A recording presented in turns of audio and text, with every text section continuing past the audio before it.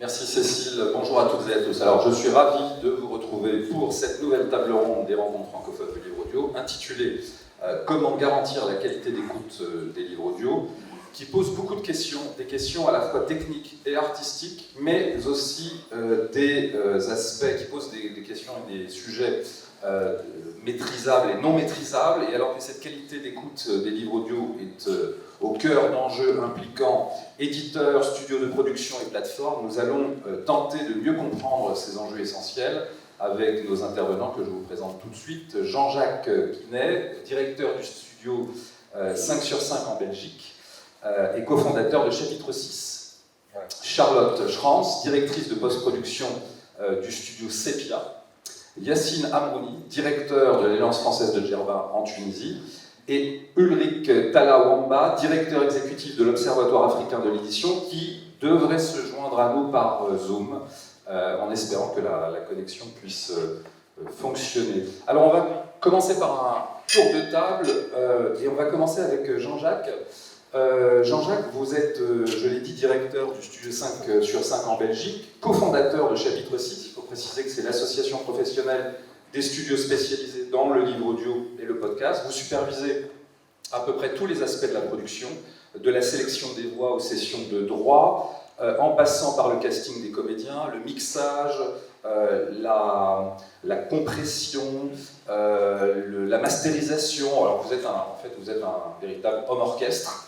Ça va nous servir pour ce débat, ce sujet, puisque vous pouvez également organiser sur demande des formations pour mieux comprendre les différents éléments qui peuvent influencer qualitativement la chaîne de production d'un livre audio.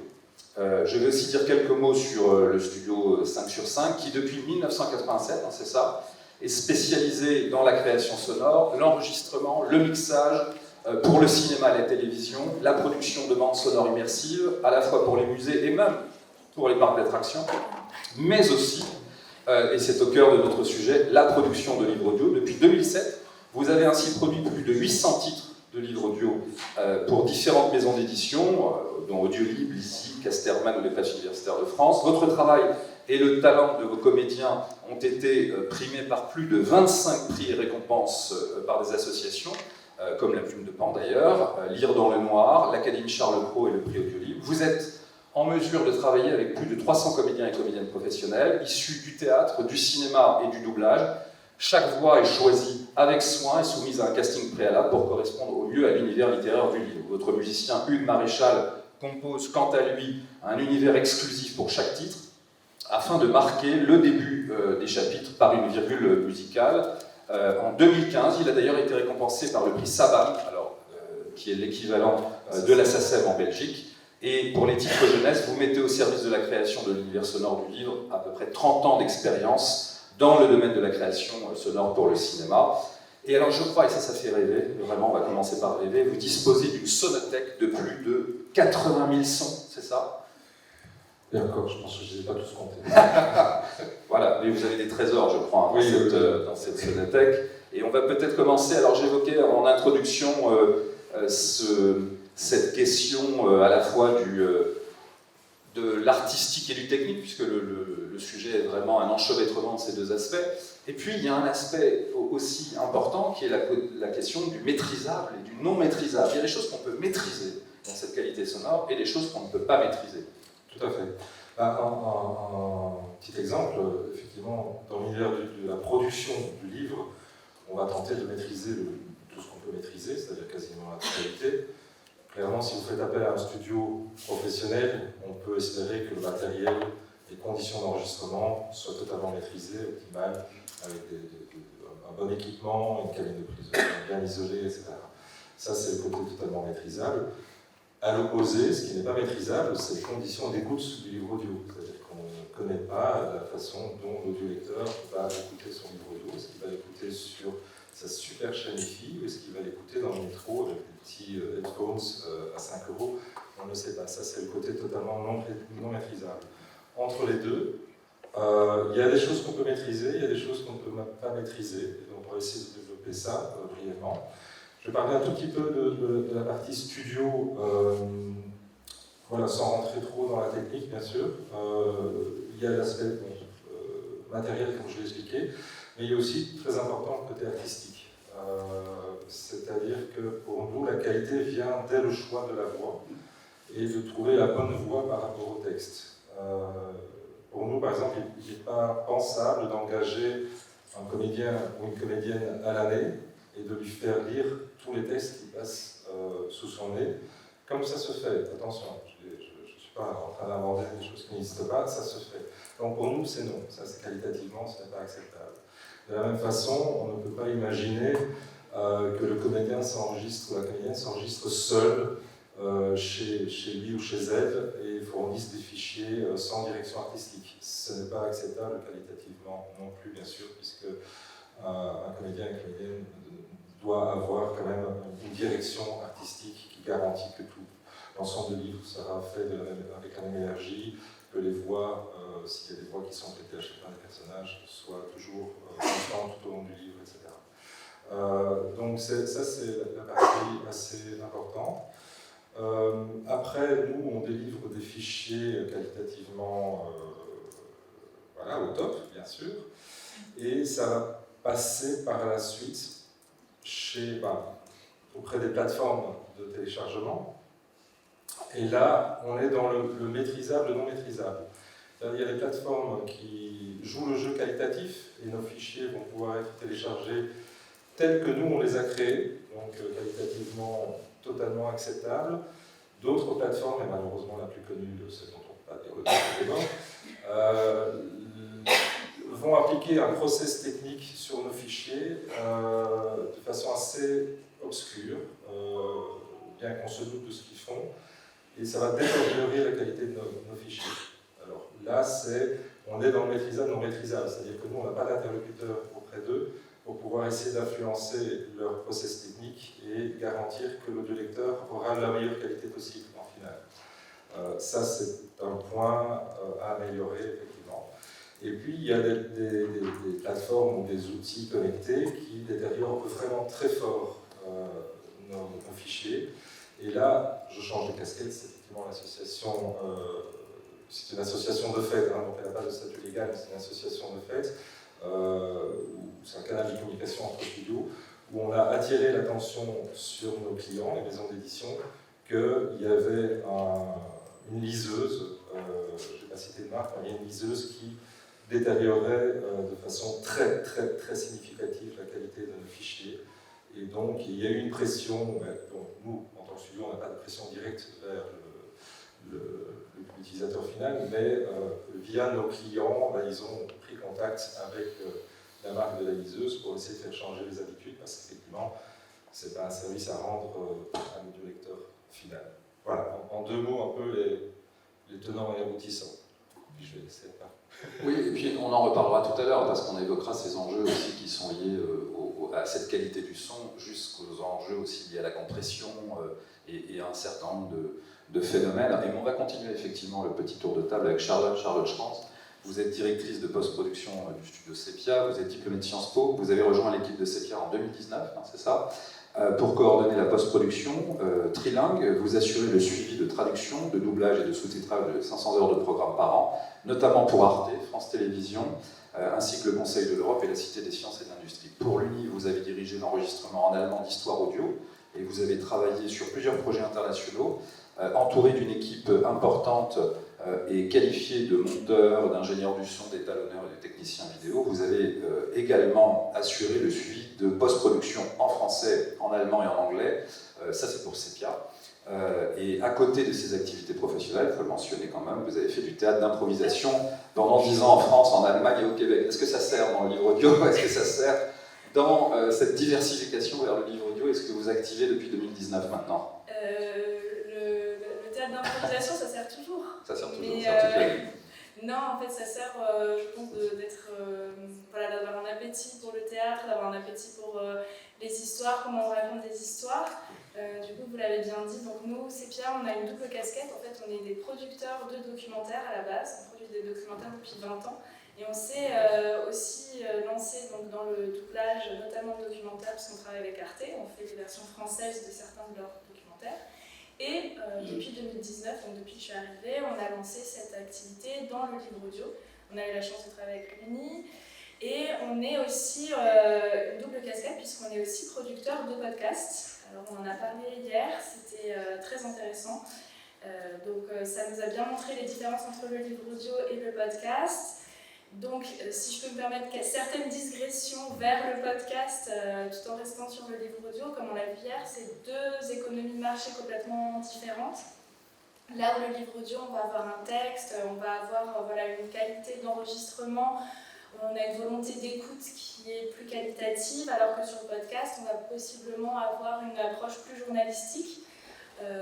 Typiquement, on produit donc des podcasts où on envoie les réalisateurs sur place, in situ, donc dans un parc, avec une interview d'une personne, pour avoir le son de l'oiseau. Donc c'est pas un son d'oiseau qu'on a dans une sonothèque, c'est le son d'oiseau du parc en question, de la personne qui est en train de nous parler, ou alors on est dans la cuisine d'une personne qui nous parle de son père, et donc on entend le voisin qui joue du piano, la bouilloire qui bout, etc.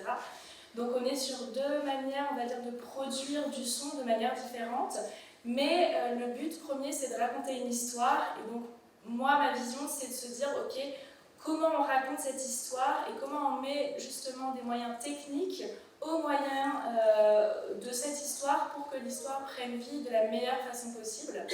Et donc si ça passe par un enregistrement dans un studio professionnel avec un équipe professionnel, une comédienne, un DA, ou si ça passe justement pour le podcast plutôt, puisque c'est pas les mêmes économies d'argent, on a bien vu hier, sur un matériel plus léger ou alors un ingé son qui va sur le tournage. Mais le nerf de la guerre reste quand même les questions financières, puisqu'en fait, justement, les comédiens qui enregistrent tout seuls depuis chez eux, ça peut être aussi lié à des questions d'argent, d'une économie encore un peu qui se cherche parfois. Et donc là, je prends ma casquette de directrice de post-production qui doit quand même faire attention au budget et à respecter des délais et des budgets. Donc forcément, on essaie de faire la meilleure qualité possible avec le temps alloué et les budgets alloués. Et donc on essaie de mettre un directeur artistique, etc. Mais se pose quand même la question sur chaque projet, donc après ça se discute aussi. Exactement. Ben, on va continuer notre petit tour de merci beaucoup, notre petit tour de table avec Yacine Amrouni. Alors, oui, Yacine, riche d'une expérience de 15 ans à l'Institut français de Tunisie, au pôle livre et médiathèque, vous avez pris en 2021 vos fonctions, on l'a évoqué tout à l'heure, de directeur de l'Alliance française de Djerba, au sud de la Tunisie, familier de supports numériques, ayant une grande expérience du monde de la communication et des sciences de l'information. Vous êtes également formateur et médiateur aux outils numériques de la communication professionnelle à destination des établissements culturels et éducatifs. Et alors que votre Alliance française a été co-organisatrice du premier salon du livre audio en Tunisie, ça c'était en 2021, vous êtes par ailleurs membre du comité d'organisation de la Semaine du son de l'UNESCO en Tunisie, organisée en 2022 cette fois, et qui constitue, je le précise, l'une des déclinaisons internationales de la Semaine du son de l'UNESCO, dont j'ai le plaisir d'être administrateur, et je peux en témoigner, qui est particulièrement sensible à la question de la qualité d'écoute, à la question du sonore, pas uniquement pour le livre audio, mais aussi pour le podcast et les créations sonores dans leur diversité. Nous nous battons par exemple contre un fléau, on l'évoquait tout à l'heure, et on en reparlera sans doute, qui est la compression sonore. Et pour vous donner un exemple, nous avons eu l'occasion d'organiser un concert avec notre parrain, Thomas Dutronc. Nous sommes en train de travailler sur un label avec Universal autour de la qualité sonore. On reparlera peut-être des normes et des labels, d'ailleurs, qui fait partie du sujet. Et au Théâtre du Châtelet, Thomas Dutronc s'est produit en jouant des morceaux en version compressée et non compressée, pour que le public perçoive la différence et puisse véritablement être à la fois impliqué dans ce processus. Et alors, Yacine, vous, avec la Semaine du son, vous avez été sensibilisé et très impliqué sur cette question de la qualité d'écoute et la qualité sonore. Alors, il y a une question qui se pose fondamentalement, en tout cas dans le cadre du livre audio, dans la partie technique. Vous avez bien parlé de la chaîne d'enregistrement. Je pense que dans les pays du Sud, il y a encore des choses à faire en termes de pré-organisation par rapport à cette chaîne-là. Parce que c'est une question de culture, de maîtrise technique, etc. Je vous donne un exemple très simple. Il se trouve que je fais aussi de la musique. Et j'ai remarqué que quand on fait des soirées, enfin, je fais de la batterie. Et Dieu sait que ça va être compliqué, en tout cas, d'installer des micros pour faire la prise de son, etc. En fait, il n'y a pas, je n'ai jamais eu le son que je voulais. Et donc, j'ai constaté au fur et à mesure qu'il n'y avait pas non plus de formation en Tunisie, en tout cas, pour laquelle on pouvait avoir ce niveau de compétence-là, sachant que la matrice est également une question de culture et de surpoids occidental.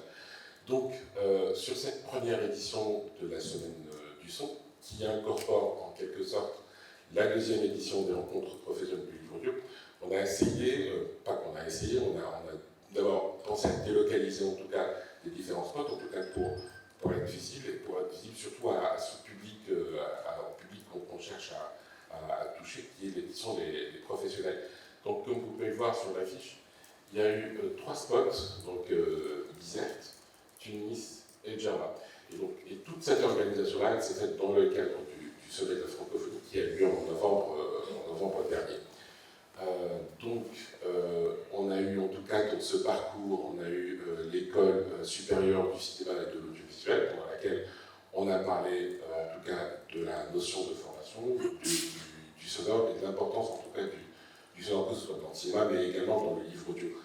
Toujours dans l'esprit de vouloir amorcer un esprit, en tout cas, et généraliser ces pensées-là auprès des publics. Après, il y a eu des rencontres à Bizerte, on s'est déplacé ensuite à Bizerte pour, en tout cas, assurer des ateliers, pour parler, entre autres, alors, excusez-moi, c'est un peu loin dans le temps, donc j'ai un peu oublié les thématiques. Alors, donc les rencontres professionnelles ont eu lieu, en tout cas, à Bizerte. Et on a discuté en tout cas du livre augmenté et de la chaîne, en tout cas de la chaîne de production des livres audio, l'entrepreneuriat aussi, qui est la question économique et sur laquelle il pourrait représenter un frein, les créations sonores, etc. Et donc tout ce parcours-là s'est fini à Djerba, pendant le sommet de la francophonie, justement pour restituer tous les échanges qui ont eu lieu justement sur ce parcours. Et encore une fois, donc la question, je pense, sur laquelle tout le monde est d'accord, c'est la formation. Parce que c'est la formation qui permet en tout cas d'atteindre une qualité de produit qui pourrait être d'abord commercialisable et qui pourrait créer de la concurrence. Et c'est derrière, en tout cas, ces paramètres-là que le livre pourrait en tout cas atteindre une place du livre audio, en tout cas pour atteindre une place respectable et surtout commercialisable. Voilà en gros les grandes lignes qui ont été vues pendant cette semaine du son. Donc là on est en train de réfléchir à la deuxième édition de la semaine du son.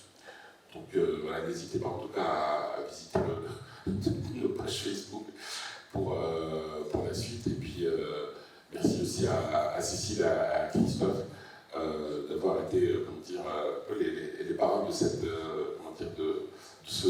parcours qui est très important, en tout cas pour l'avenir de la formation sonore en Tunisie. Voilà. Merci beaucoup. Alors je ne sais pas si nous avons la connexion finalement avec Ulrich Talawamba. Écoutez, ce que je vais faire, je vais peut-être le présenter déjà. Je ne sais pas s'il nous entend, mais voilà. Ulrich Talawamba, donc vous êtes, j'espère qu'il nous entend, Camerounais, je m'adresse à lui, poète, écrivain pour la jeunesse et éditeur, professionnel de la communication. Vous êtes notamment spécialisé dans les métiers de l'édition et avez travaillé à la mise sur pied de nombreux projets, dont celui de l'Observatoire africain des professionnels de l'édition à Brazzaville, en République du Congo, dont vous êtes le directeur exécutif. Cet organisme indépendant, engagé à promouvoir les acteurs, les produits et les métiers de l'édition en Afrique et dans les Caraïbes, est présent dans une dizaine de pays du Sud. Vous êtes par ailleurs écrivain pour la jeunesse, on l'a dit, poète, auteur de plusieurs publications, et vous avez fondé 2 revues professionnelles, respectivement titrées Publishers and Books et Publishers and Ciné, spécialisées dans les métiers du livre et du cinéma en Afrique et dans les Caraïbes. Depuis 2018, vous êtes chroniqueur chez RFI, Radio France Internationale, où vous vous intéressez principalement aux actualités livresques et éditoriales sur le continent africain. Depuis 2020, vous officiez comme éditeur jeunesse et occupez le poste de directeur des éditions Akomamba, le plus vieil éditeur jeunesse d'Afrique centrale. Vous y publiez une trentaine de livres destinés aux tout-petits et distribués internationalement. Vous avez été désigné d'ailleurs meilleur éditeur jeunesse du pays par l'Union internationale pour les livres jeunesse et le Centre régional de promotion du livre en Afrique au sud du Sahara, notamment en 2022. Vous avez fondé le Saligé, le tout premier salon du livre jeunesse et de bande dessinée de Yaoundé. La première édition s'est tenue au Cameroun en décembre 2022 et a mobilisé plus de 1000 jeunes et plus de 100 professionnels du livre jeunesse provenant de 10 pays. Alors je ne sais pas si Eric nous entend ou s'il veut peut-être réagir à ce qui s'est dit, et notamment à cette question qui est évidemment la question centrale, qui est la question de la qualité d'écoute du livre audio, et à travers votre parcours, comment vous percevez effectivement nos différents échanges. Je suis très très ravi de vous retrouver à cette autre édition des rencontres francophones du livre audio. En distanciel, je salue ici les copanélistes, que je ne vois malheureusement pas en direct, mais également le public qui est nombreux, j'imagine, et qui nous suit en ce moment. Donc, concernant le sujet, écoutez, c'est une question très très importante. Tout à l'heure, j'ai écouté notre ami de Belgique qui parlait, qui évoquait en fait les éléments maîtrisables et non maîtrisables. Effectivement, il y a des éléments qu'on peut maîtriser et d'autres pas du tout. Pour le contexte africain, c'est ce qui me concerne en particulier, moi je dirais que les éléments maîtrisables, notamment dans les studios d'enregistrement, sont encore pas trop au point. Donc ça demande encore énormément de travail. Et quand je parle de cela, je parle notamment de la production en elle-même et également de la post-production. Donc pour ce qui est de la production, il y a quand même des exigences qu'il est nécessaire de noter. C'est notamment le cas de bons équipements pour la prise de son, à savoir un bon micro, à savoir aussi pour ce qui est de la personne qui fera la narration, d'être professionnel. Et quand je parle de professionnel, c'est même pas seulement au sens des langues internationales, mais aussi dans le contexte des langues africaines. Parce que vous savez, les langues africaines sont des langues majoritairement tonales, donc des langues à ton. Et donc, si vous ne maîtrisez pas tout à fait les mélodies et tout ce qui s'ensuit, notamment les prononciations exactes des syllabes ou dans des tons précis, il y a de fortes chances que vous disiez quelque chose et que celui qui écoute à travers son casque, que ce ne soit pas exactement le même rendu, que ce ne soit pas la même chose, que ce ne soit pas la même compréhension. Donc c'est très très important sur ce point-là. Et lorsqu'on a terminé à peu près la phase de production, que ce soit les éléments de la narration, mais également les enregistrements sonores, en ce qui concerne les bruitages et tous les autres enregistrements qui seront associés, il faut passer dans la post-production. Et là également, c'est un autre combat. Je le dis parce que là aussi l'a dit, ça va dépendre à la fin sur quelle plateforme le livre sera distribué ou alors sera diffusé. Et généralement, les plateformes imposent des formats. Et il faudrait donc au niveau des encodages, des configurations, avoir les bonnes données. Alors parfois, vous envoyez le fichier et il transforme. Et comme là aussi l'a noté, et parfois il transforme le rendu que vous avez n'est pas exactement ce que vous le souhaitiez. Mais pour ce qui est des constats que j'ai pu faire sur le terrain ici, le format le plus, enfin pas apprécié, mais le plus en vogue, c'est le format MP3. Et on sait que le format MP3 a également beaucoup d'inconvénients, notamment en termes de compression, c'est-à-dire de compression de fichiers, il y a beaucoup de pertes. Et donc, on n'a pas trop de choix. Et si vous êtes dans un contexte africain et que vous avez un contenu de livre audio qui se fait dans une langue africaine, s'il n'y a pas une bonne maîtrise des tons, si à côté de cela, les équipements pour l'enregistrement ne sont pas adéquats, et en plus de cela, le format d'exportation en termes de compression n'est pas adapté, et qu'au final, le device qui sera utilisé, que ce soit en termes de téléphone, parce que généralement on utilise les seuls téléphones pour la lecture audio, ou alors les casques qui sont de très très mauvaise gamme, vous comprenez que le taille réuni ne donne pas un sentiment très réjouissant. Et à côté de ce constat, je voudrais aussi ajouter que généralement nos plateformes qu'on développe offrent des diffusions grâce à Internet. Et nous sommes dans un contexte où la connexion Internet n'est pas la meilleure. D'ailleurs, vous vivez l'expérience en ce moment même. Donc le réseau n'est pas très stable, le Internet n'est pas très stable.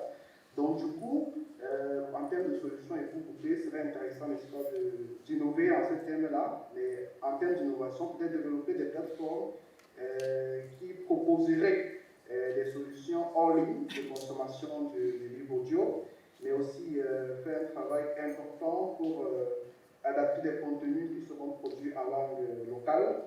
Et à côté de cela aussi, penser à développer des dispositifs audio innovants. Et je pense que ça, on peut le faire. Il y en a déjà des initiatives d'ailleurs très intéressantes.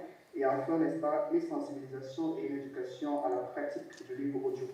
Et pour terminer définitivement, je voudrais noter, pour me réjouir d'ailleurs, une progression notoire.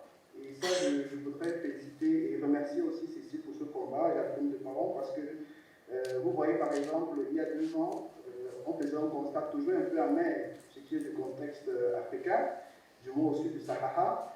Et aujourd'hui, nous sommes aux rencontres francophones du livre audio. Vous avez plusieurs initiatives de loi, notamment l'initiative de Madagascar, avec Marie-Michel, qui travaille sur des questions du livre audio avec les enfants dans les hôpitaux. C'est vraiment un mouvement très, très intéressant.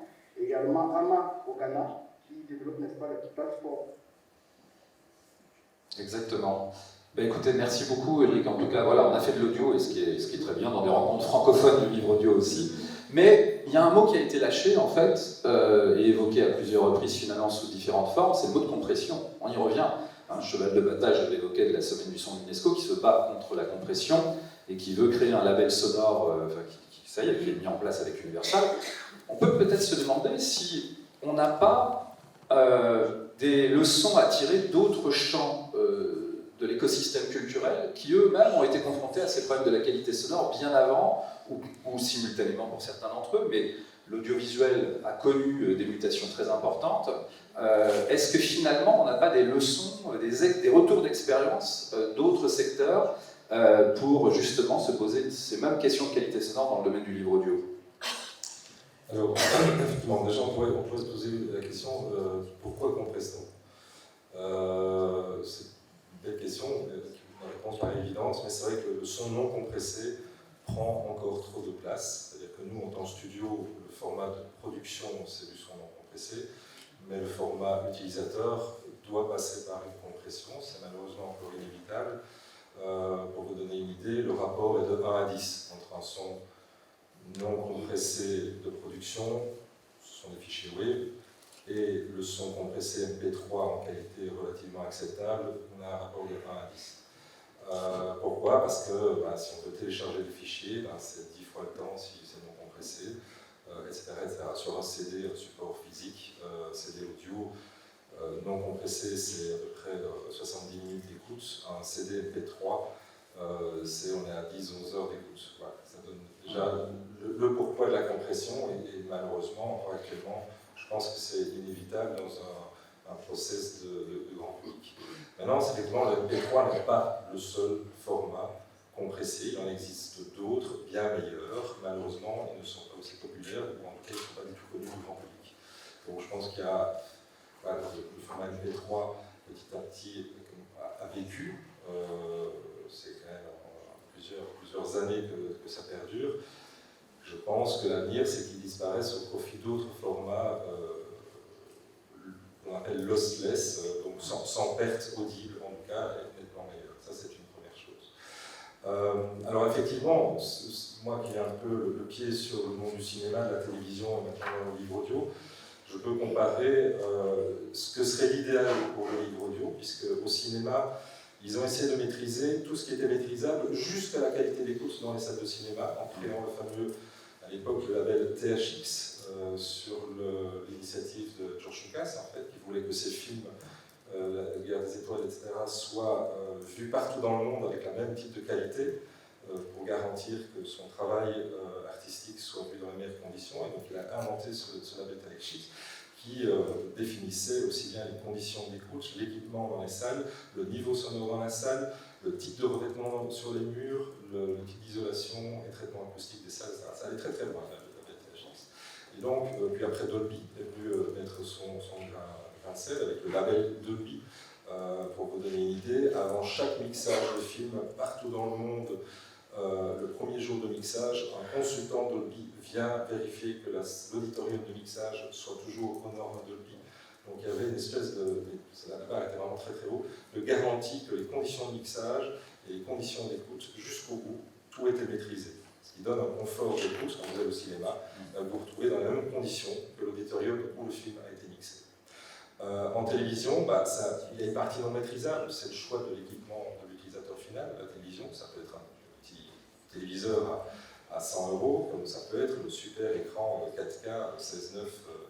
Donc ça, c'est difficilement maîtrisable. Par contre, au niveau des normes de diffusion, il y a un réel effort qui a été fait, et notamment, il y a ce qu'on appelle l'EBU, donc c'est l'Institut Broadcast européen, qui a défini des normes de diffusion pour garantir que l'auditeur, enfin, le téléspectateur final, ne doit pas bondir sur sa télécommande chaque fois qu'il change de chaîne, par des différences de niveau sonore, ou par exemple entre les publicités et le film, il y a une époque où on devait chaque fois changer le volume sonore de sa télé parce que les pubs passaient beaucoup trop fort et puis le film passait beaucoup trop bas.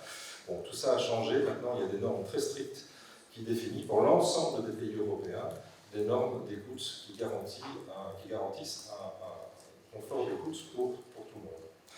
On pourrait rêver, mais je pense que ça ne peut passer que par une autorité supérieure. La même chose pour les livres audio, c'est-à-dire garantir des normes uniformisées pour que l'auditeur final ait la même sensation, le même ressenti. Une espèce d'ISO 9600 du livre audio, en fait.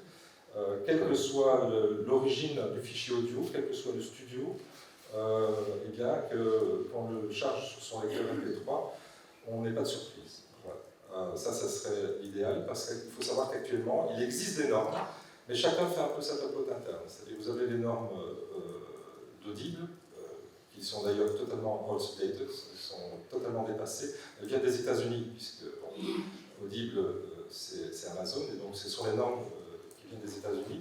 Elles ne sont pas du tout adaptées à la façon dont on mesure le son ici en Europe. Ils travaillent encore en dB RMS, pour ceux qui connaissent. Nous, on travaille en dB LUFS. Et donc, ça crée déjà un schisme entre nos habitudes de travail en Europe et ce qui se pratique aux États-Unis et ce que veut appliquer Audible. L'an est passé. Il faut savoir que Deezer, Spotify, ils ont aussi leurs normes, qui sont quasi identiques, mais un petit peu différentes, à un demi-dB près ou à un dB près. Apple a encore d'autres normes, aussi quasiment, c'est toujours dans un créneau plus ou moins identique, mais toutes ces normes ne sont pas uniformisées. Ce qui serait idéal, mais c'est un gros travail et qui nous dépasse honnêtement en tant que studio de production, ça serait d'avoir cette espèce d'uniformisation des normes pour le bénéfice de l'auditeur final, créer effectivement, et j'apprécie le travail que l'UNESCO est en train de mettre en place, de créer une espèce de label de qualité universelle. Oui. Et l'idée, c'est que, vous l'avez sous-entendu, c'est que c'est une question éminemment politique. Il y a de vrais enjeux politiques au sens très noble du terme, et c'est la question centrale qui me semble être la question d'un son pour les riches et d'un son pour les pauvres. Parce qu'on voit véritablement cette dichotomie apparaître, hein, c'est-à-dire un son dégradé, vous l'avez très bien démontré, et c'est ce contre quoi l'UNESCO tente de se battre en sensibilisant à ces enjeux du sonore. Je voudrais juste faire réagir Charlotte, peut-être, parce que vous aussi, vous avez ce parcours audiovisuel dans d'autres domaines d'activité, et donc un regard aussi qui est un peu informé par cette variété de points de vue. Oui, en effet, je pense que c'est toujours très frustrant quand on livre quelque chose qui est techniquement parfait, puis qu'on voit le produit fini, puis qu'on se dit « Ah, bon, bah, en fait, on s'en... » Tout ça pour ça, voilà. Oui, en effet, on aimerait qu'il y ait, comme les diffuseurs audiovisuels, des normes avec, on a même pour les diffuseurs audiovisuels souvent un papier qui nous dit exactement ce qu'on doit livrer, à qui, quand, comment, et c'est vraiment parfait, et c'est vrai qu'en livre audio, on n'a pas ça. Heureusement, nous, on a eu la chance de travailler avec l'UNI, qui est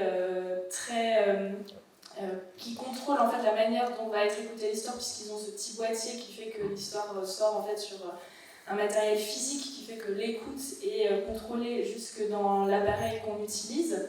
Donc ça, c'est sûr que c'est super. Après, voilà, sur les podcasts, par exemple, la question se posait aussi, puisque nous, une fois que le podcast est sur les plateformes différentes, on ne peut pas vérifier que la personne ne va pas l'écouter sur son téléphone avec des écouteurs bas de qualité. On essaie de livrer la meilleure qualité possible. Je rejoins peut-être en disant que c'est peut-être aux distributeurs de se concerter pour mettre en place des normes qui sont communes à tout le monde. Et je reste persuadée en fait que ça viendra des auditeurs, cette demande d'avoir de la meilleure qualité possible, puisque si on refait un parallèle par exemple avec l'audiovisuel, on voit bien qu'il y a cette demande d'avoir quand même de la qualité et pas des choses piratées à 420p qui sont tout floues. Donc l'audition, à mon avis, c'est pareil, on a envie d'avoir la meilleure qualité possible pour pouvoir écouter son livre audio dans la meilleure qualité possible. Et pour moi, si les auditeurs font cette réclamation auprès des diffuseurs de livres audio, j'ose espérer qu'ils vont eux-mêmes faire cette marche en avant. Après, je ne suis pas au point des manières de diffuser dans les pays type Tunisie, par exemple. Donc c'est vrai que c'est peut-être d'autres problématiques là-bas en termes de diffusion pour avoir des diffuseurs qui se mettent ensemble pour demander ces qualités d'écoute. Oui,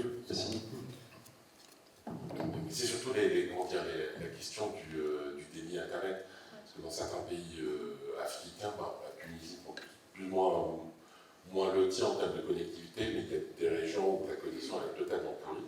Après, en fait, c'est vraiment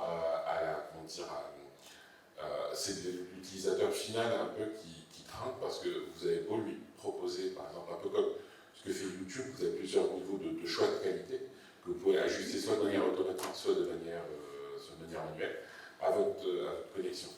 Donc il y a la question de préchargement aussi qui pourrait éventuellement régler, mais l'utilisateur il va dire voilà, moi j'ai de la data, j'ai un quota à consommer pour telle ou telle chose. Enfin voilà.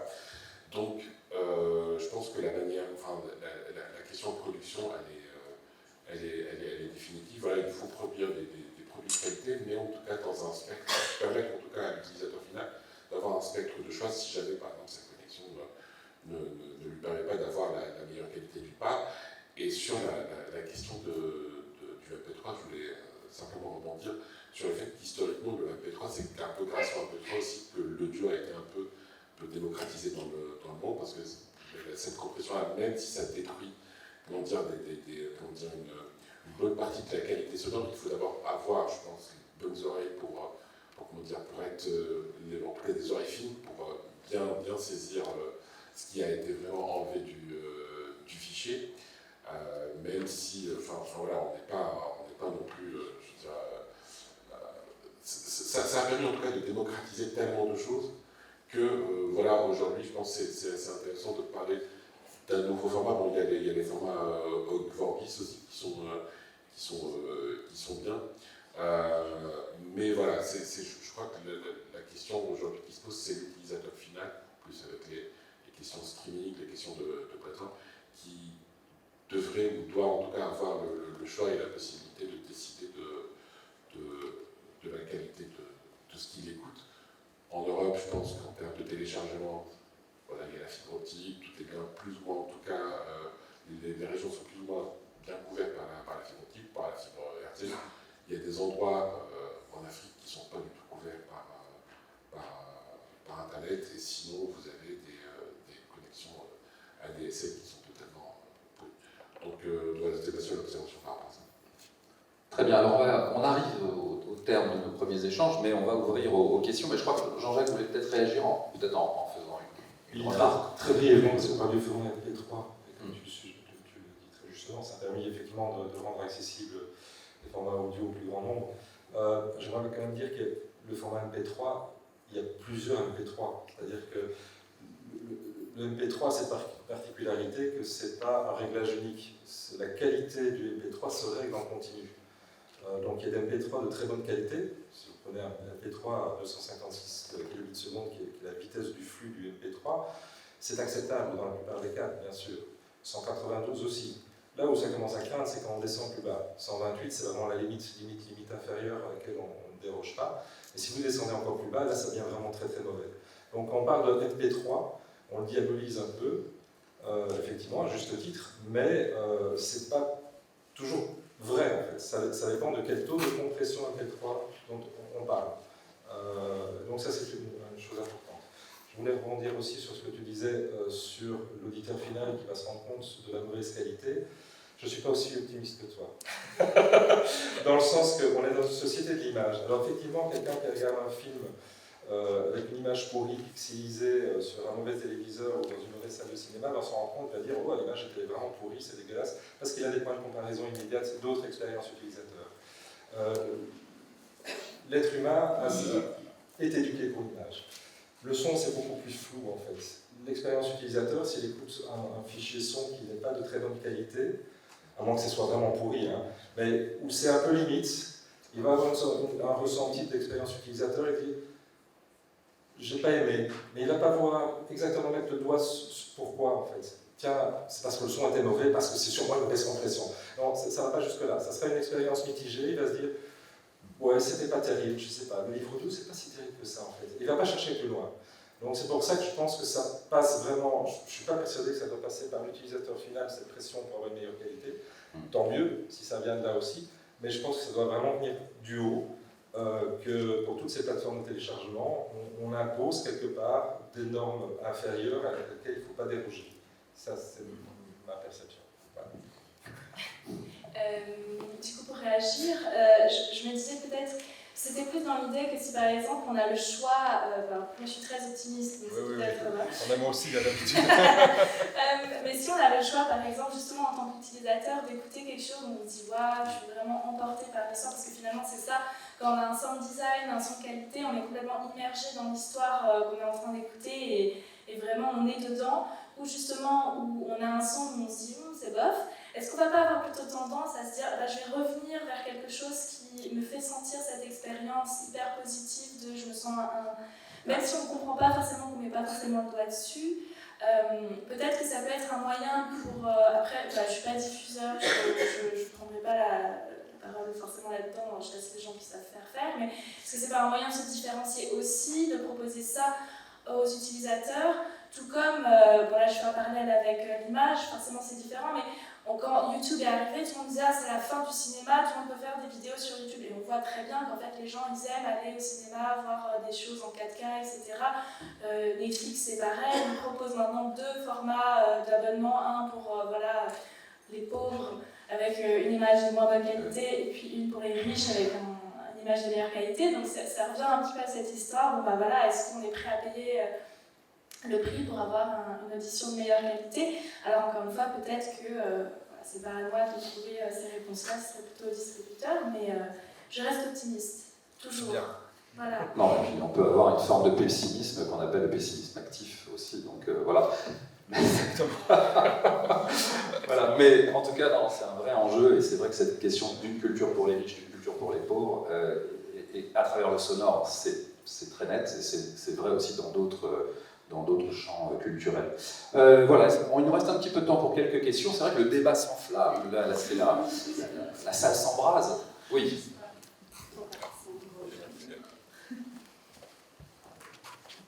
Vous allez tous...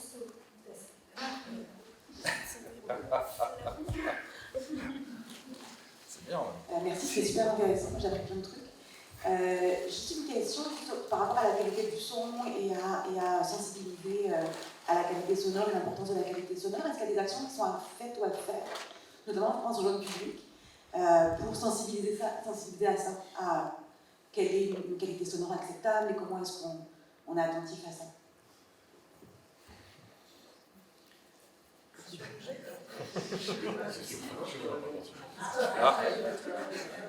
Jean-Christophe va répondre. Nous, on a été confrontés à ça.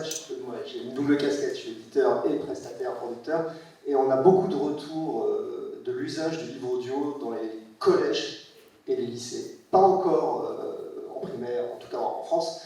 Et il y a énormément d'attention des élèves, parce qu'avec ici notamment, ils sont plus là aujourd'hui, mais on a produit des titres du programme scolaire des collèges, et on a beaucoup de retours sur la qualité, sur le plaisir que les pré-ados ont pris à l'écoute. Donc il y a une culture qui s'installe véritablement, et ça fait écho au débat.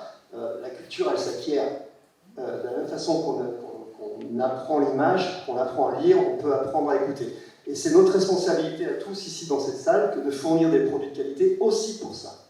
Pour deux raisons. Déjà parce qu'on apprend à écouter quelque chose de qualité, de la même façon qu'on a appris à écouter les Beatles. Voilà, on leur doit aussi beaucoup ça en musique. Et aussi parce qu'un livre audio, c'est 12 heures de moyenne d'écoute. Et quelqu'un qui écoute un son pourri, il ne va pas écouter 12 heures et il n'écoutera jamais de livre audio.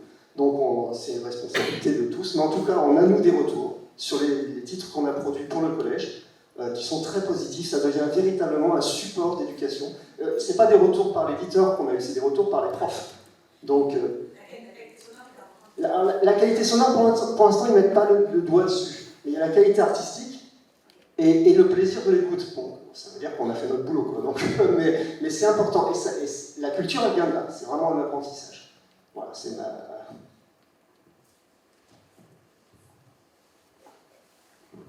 Bonjour. Alors moi j'ai une question qui déborde un tout petit peu. En vous écoutant, j'avais tendance à penser au livre numérique, pas l'audio, mais le livre numérique qu'on appelle EPUB, où on a un mal fou encore aujourd'hui, presque 13 ans ou 14 ans après, à avoir ce qu'on appelle l'interopérabilité des formats entre les Amazon, les Google, les Kobo, etc., etc. Et ça aussi, c'est un frein, c'est-à-dire qu'au-delà de la compression des fichiers, au-delà du son, au-delà de tout ça, en fait, on n'a pas aujourd'hui la possibilité de transporter son livre audio sur n'importe quel support. Si on est abonné à Audible, on ne peut écouter des livres audio que sur Audible. Donc, il y a quand même un souci, je pense, et ma question, j'y arrive, c'est est-ce que, en plus des questions de qualité de son, est-ce qu'il y a des actions qui sont menées pour essayer d'atteindre une espèce de compromis entre les géants, parce que c'est toujours le même sujet, hein, on parle des géants, pour avoir cette interopérabilité des supports et de la qualité audio. Je vous pose une colle, je sais, mais c'est un vrai sujet. Je ne sais pas. Mais si j'essaie d'élargir un petit peu la réflexion, on voit bien que Apple a dû être forcé par l'Union européenne d'avoir un chargeur universel parce qu'ils voulaient garder leur chargeur Apple. Donc, je ne pense pas trop que ça va être dans leur stratégie, peut-être que je me trompe. Mais si je fais encore une fois un parallèle avec les diffuseurs audiovisuels, chaque diffuseur a ses normes et c'est impossible de livrer un fichier unique qui sera diffusé sur toutes les chaînes du monde. Donc, pour le coup, là, je suis pessimiste. Voilà. Le débat continue. Hein. Oui, alors je dirais que le problème d'interopérabilité n'est pas tout à fait le même pour l'audio que pour le livre numérique. Puisque le format MP3 est lu sur toutes les plateformes de téléchargement quelque part. Après, certaines plateformes de téléchargement appliquent un traitement qui fait que, par exemple, si vous achetez un livre sur Audible, vous ne pouvez le lire que par l'application Audible. Il n'y a pas moyen de télécharger, en tout cas officiellement, le fichier en local sur votre ordinateur. Alors, il existe des petits programmes qui font ça très bien, qui transforment le fichier Audible en fichier MP3 de façon pirate. Mais donc, l'interopérabilité n'est pas vraiment un problème. Je dirais que c'est plus au niveau des normes, être dans la bonne cible des niveaux sonores, avec le bon taux de compression. Là, il y a des choses à faire. Mais le format même MP3 est universel et ne pose pas de problème. Bonjour, merci pour le débat qui est effectivement très intéressant. Moi j'ai une question qui est liée non pas à la qualité du son proprement dit, mais à la qualité d'expérience utilisateur. Moi je produis aussi des livres audio et je suis toujours très frustrée de voir que les noms de chapitres sont écrasés par les applications de lecture et qu'il est difficilement possible pour un audiolecteur de se retrouver entre les chapitres. On ne les retrouve pas dans l'application. Tout est écrasé en chapitre 1, chapitre 2, etc. Est-ce que vous avez des idées là-dessus? Là, effectivement, ça fait partie des process qui sont appliqués par les plateformes de téléchargement. où nous, quand on sort des fichiers de nos studios, ils sont bien labellisés. Ils sont connus par chapitre, etc. Après, sur certaines plateformes, ils écrasent tout ça, ils mettent on n'a plus le nom des chapitres. On l'a dans l'audio quand même. Dans l'audio, on n'entend pas. Alors, il y a une petite subtilité, effectivement, parce qu'on avait essuyé les plâtres au début, quand on a commencé à faire du livre audio. Maintenant, systématiquement, on doit rajouter 1,5 seconde de silence avant le début d'un fichier audio, parce qu'effectivement, selon les plateformes et surtout les lecteurs de CD audio, la première seconde environ est mangée par le système de lecture. Et donc, je me souviens du premier livre qu'on avait fait, c'est une petite anecdote amusante. Et au lieu d'entendre chapitre 1, chapitre 2, etc., on entendait pitre 1, pitre 2. Donc, depuis, on ne le fait plus, c'est le premier. mais en tout cas, dans l'information écrite, ce qu'on appelle les tags qui s'affichent sur le lecteur, effectivement, ce n'est plus de notre ressort. Et ça c'est aussi, on en perd aussi le contrôle parce que c'est écrasé par les plateformes de diffusion qui remplacent par leur propre tag. Exactement. C'est une perte de qualité pour le lecteur. Mais ça en fait partie. Tu ne peux pas retourner au chapitre. Je me permets d'intervenir. Il y a peut-être une solution. Rappelle-toi, Jean-Jacques, on avait été approché pendant le confinement par un organisme dont j'ai complètement oublié le nom, qui aurait initié des éditeurs, qui était censé créer un nouveau format, une capsule. Ouais, voilà, et dont on n'entend plus du tout parler depuis plusieurs mois déjà, qui serait sans doute une solution à tout ça, puisque ça nous permettrait de réunir tous nos fichiers dans cette fameuse capsule. Mais si vous avez des... Moi, j'ai plus de nouvelles depuis longtemps.